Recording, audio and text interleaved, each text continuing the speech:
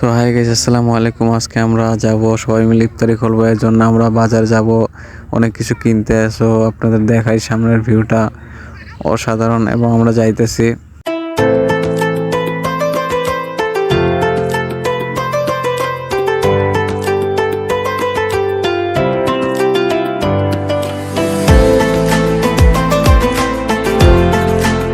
আমরা ফাইনালি এসে পড়লাম বাজারে। আপনাদের দেখাবো বাজারে অনেক কিছু কিনবো রোজার জন্য, আমরা ইফতারের জন্য।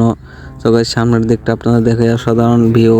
তো গাইস দেখতেই পারতেছেন রোজার মধ্যে অনেক কিছু বিক্রি করা হইতেছে, কলা, তরমুজ, ফল পাকড়া অনেক কিছু বিক্রি করা হইতেছে রোজার মধ্যে। সবাই কিনতেছে। আমরা অনেক কিছু নিলাম ইফতারি করার জন্য। সো আমরাও সামনে অনেক কিছু ফল পাকড়া অনেক কিছু নিলাম। আজকে ইফতারের জন্য নিলাম মালটা, অনেক কিছু নিলাম, খেজুর। এখন আমাদের বাকি আছে তরমুজ। তরমুজটা হলো আপনাদের দেখাই, সামনের দিকে যাই।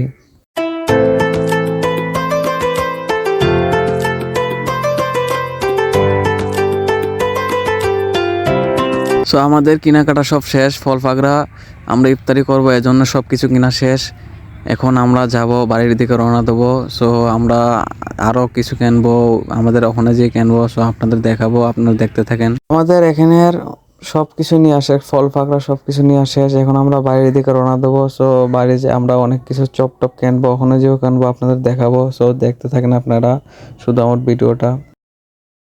মাখানোর জন্য নিলাম চপ, বেগুনের চপ, আলুর চপ এবং কলই, অনেক কিছু নেওয়া হলো আমাদের আজকে। সো গাইস দেখতেই পারতেছেন আমরা সব কিছু কেনাকাটা শেষ এবং আজকে সবাই মিলে ইফতারি করবো, এই জন্যই আমাদের এইটা আয়োজন। সো 17তম রোজা, এই জন্যই আমরা আজকে ইফতারি করবো সবাই মিলে।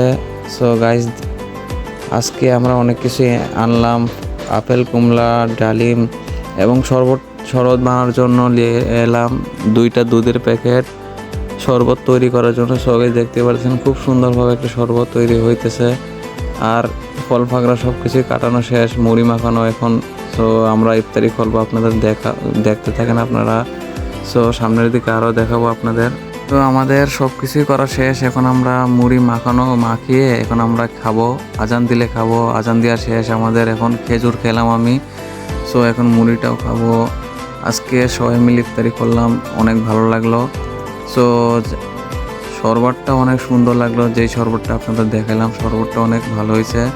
সো আপনাদের যদি আমার ভিডিওটা যদি ভালো লাগে, আপনাদের কাছে সবাই লাইক করবেন, কমেন্ট করবেন, সাবস্ক্রাইব করবেন। সবাই একটু আমাকে সাপোর্ট করবেন। সবাই ভালো থাকবেন, সুস্থ থাকবেন। নেক্সট ব্লগে আবার আপনাদের সাথে দেখা হবে। আল্লাহ হাফেজ। বুঝতেই তো পারতেছেন যে রোজার মাসে কীরকম ফিল হয়।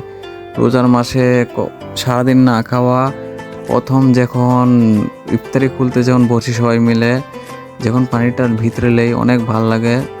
আর তরমুজটা খেলাম, অনেক ভাল লাগলো। সো আর কিছু বলার নাই যে।